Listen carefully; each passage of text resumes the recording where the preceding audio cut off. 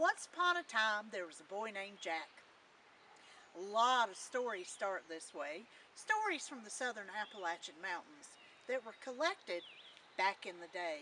Some of these stories are still told today, and I'm going to tell you one called Jack and the Animals.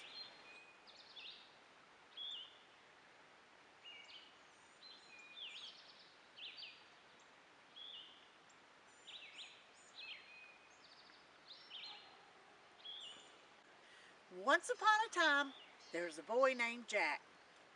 Now, Jack was pretty lazy. He didn't like to do much, but he had heard about people going off on journeys to get their fortune. So he decided he was going to go find his fortune. Now, Jack didn't know what a fortune is. He didn't know it was a whole lot of money or a really good job or a great lifestyle, but Jack decided to go find his fortune anyway.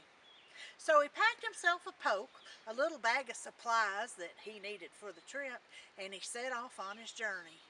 He traveled on and traveled on.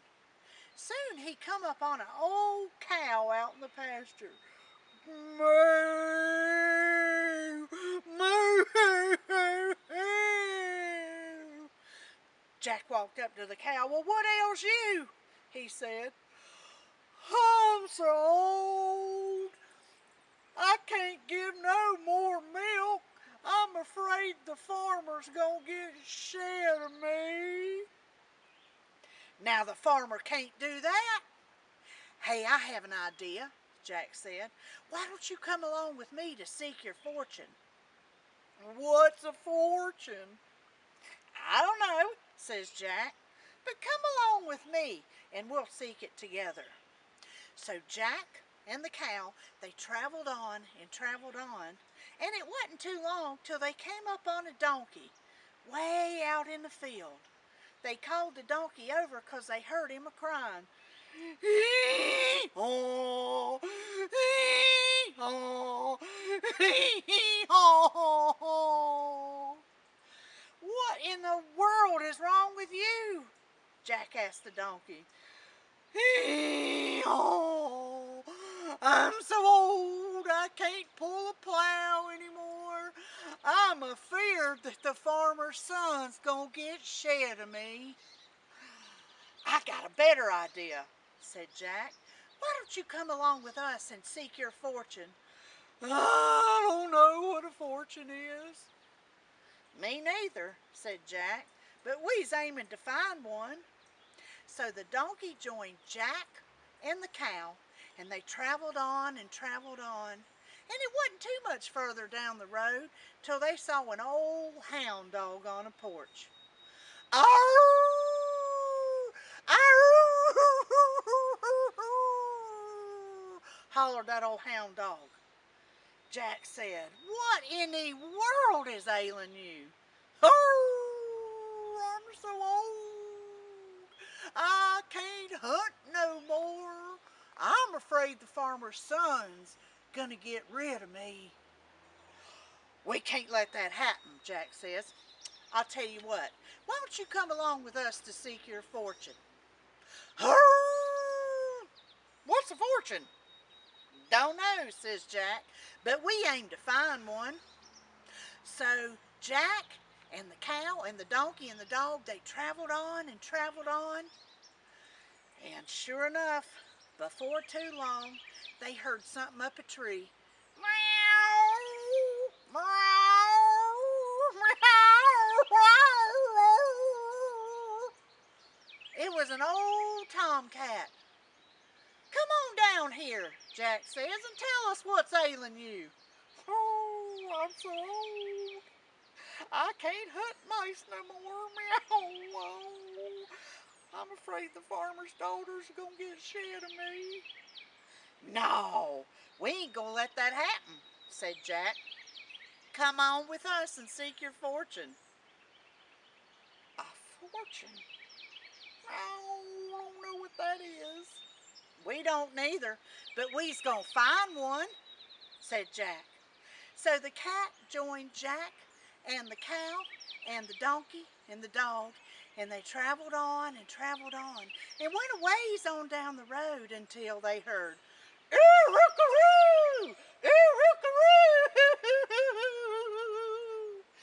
was an old rooster sitting on top of a chicken shed. Jack said, "What ails you?" "I'm so old, I can't tell sun up from sundown no more. I'm afraid the farmer's wife is going to put me in a stew." "Oh, now we ain't going to let that happen," said Jack. "Why don't you join us and seek your fortune?" "Fortune? All right, I don't know what that is, but I'll come along." So Jack and the cow and the donkey and the dog and the cat and the rooster, while they traveled on and traveled on. And it was long towards nighttime when they come up on a little cabin.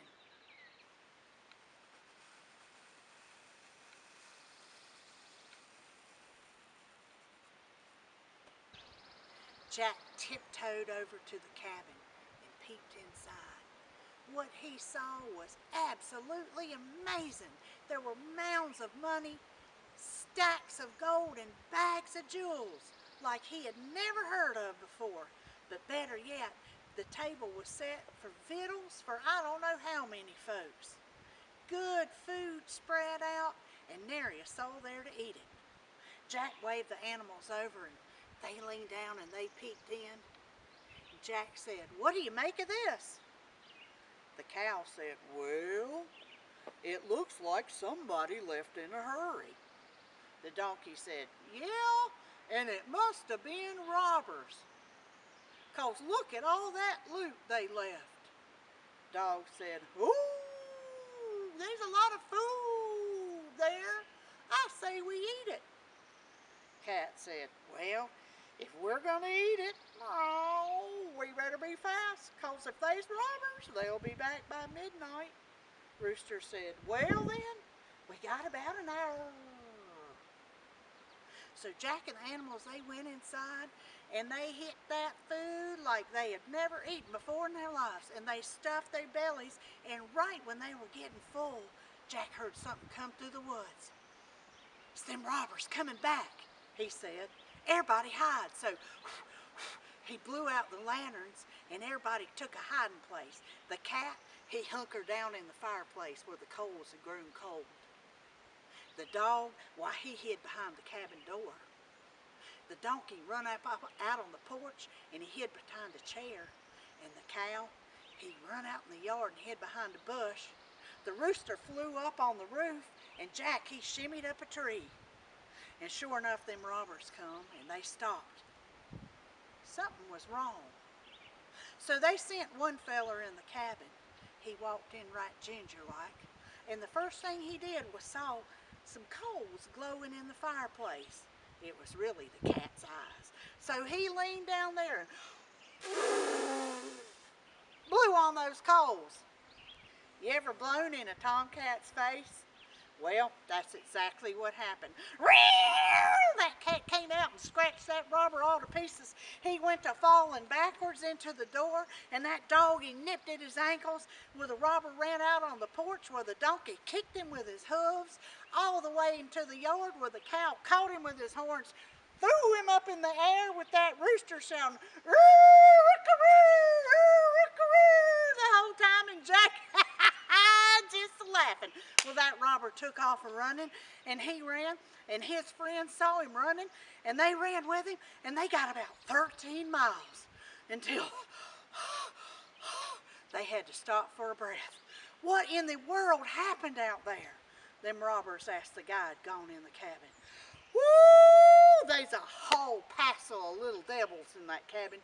Was one of them, he bit me with his long, sharp teeth, and then one of them scratched me with his claws, and one of them kicked me with his cloven hooves, and then there was one little devil out in the yard what got me in his horns and threw me up in the air, but the worst was yet to come. What could be worse than that? They asked him. Woo, I tell you what, there was a little old devil or two up on the roof hollering, "Chunk him on up here! Chunk him on up here!" And just a laughing.